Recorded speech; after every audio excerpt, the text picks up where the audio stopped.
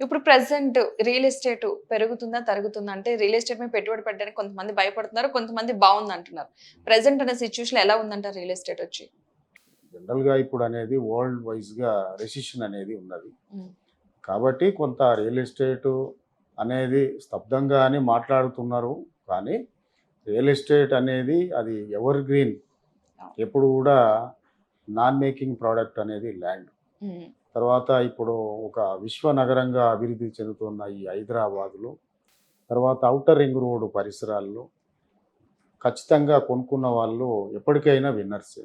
Yeah! తర్వాత ఇది పూర్తిగా బయర్స్ టైమ్ అనొచ్చు. ఎందుకంటే హ్మ్. రేట్లు తక్కువగా ఉన్నాయి గాబట్టి, ఓకే. తక్కువ ఉన్నప్పుడే కొనుక్కోవాలి. హ్మ్. బాగా మార్కెట్ ఉన్నప్పుడు అంటే విపరీతంగా రేట్లనేది ఉంటది. హ్మ్. కాబట్టి మంచి ఏ ప్రాపర్టీ కొనాలి, అది ఎక్కడ పెడితే మనకు తొందరగా డెవలప్ అవుతుందనేది కస్టమర్ పూర్తిగా ఆలోచించి, అది గూడా అప్రూవ్డ్ లేఅవుట్స్‌లోనే పెట్టుబడి పెట్టాలి. ఆ ఎగ్జాక్ట్‌లీ. విధంగా చూసి కొనుక్కున్నట్లయితే కస్టమర్ అనేవాళ్ళు, బయర్స్ అనేవాళ్ళు, రియల్ ఎస్టేట్ మీద పెట్టుబడి పెట్టే ప్రతి ఒక్కరూ వాళ్ళు లైఫ్‌లో విన్నర్స్. హ్మ్. గతంలో ఒక ప్లాటు కొనుక్కున్న వాళ్ళు, ఇప్పుడు ఆయన ఒక గవర్నమెంట్ టీచరు.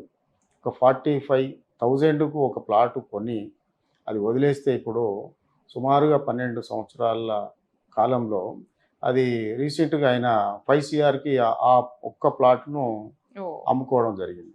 అంటే ఆయన టోటల్ ప్రొఫెషన్‌లో సాధ్యం కానిది ఒక ప్లాట్ అనేది ఆయన లైఫ్‌ను టర్న్ చేసింది. అవును. కాబట్టి ఎవర్ గ్రీన్ ఇన్వెస్ట్‌మెంట్ అనేది రియల్ ఎస్టేట్. అది అనేది హైదరాబాద్ అనేది ఖచ్చితంగా ఇష్టపడతారు. అవును. ఎందుకంటే రాబోయే రోజుల్లో ఖచ్చితంగా అప్రిసియేషన్ అనేది ఉంటది కాబట్టి. హ్మ్. ఖచ్చితంగా.